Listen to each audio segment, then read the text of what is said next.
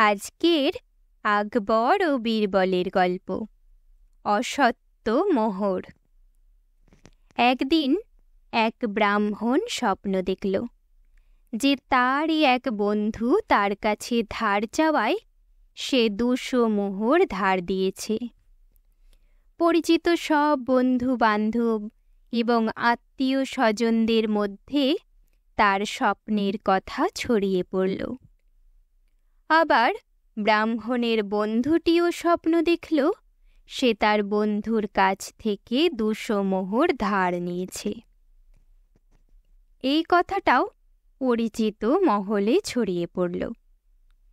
এরপর একদিন ব্রাহ্মণ তার বন্ধুর কাছে গিয়ে স্বপ্নে ধার দেওয়া মোহর ফেরত চাইল। মোহর ফেরত চাওয়ায় বন্ধু তো অবাক। সে বলল, আমিও স্বপ্নে তোমার কাছে 200 মোহর ধার নিয়েছি, তবে সে তো আর সত্যি নয়, স্বপ্ন মাত্র। ব্রাহ্মণ কিন্তু বন্ধুর কোনো কথাই শুনল না। সোজা সম্রাটের দরবারে গিয়ে সম্রাট আকবরের কাছে নালিশ করল।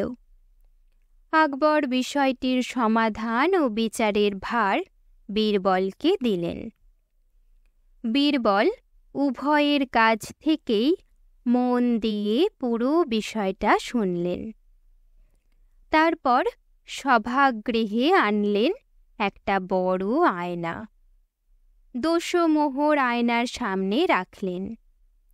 এবার ব্রাহ্মণকে আয়নার ভিতরে মোহরগুলির প্রতিবিম্ব দেখিয়ে বললেন, তুমি আয়নার ভিতর থেকে মোহরগুলি নিয়ে নাও।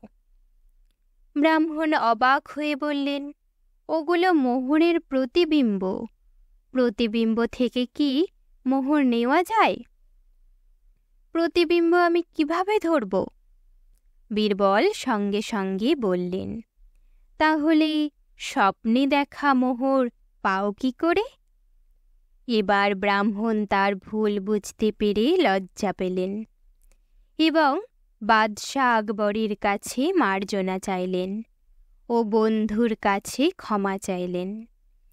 এইভাবেই বীরবল সব সমস্যার সমাধান করলেন।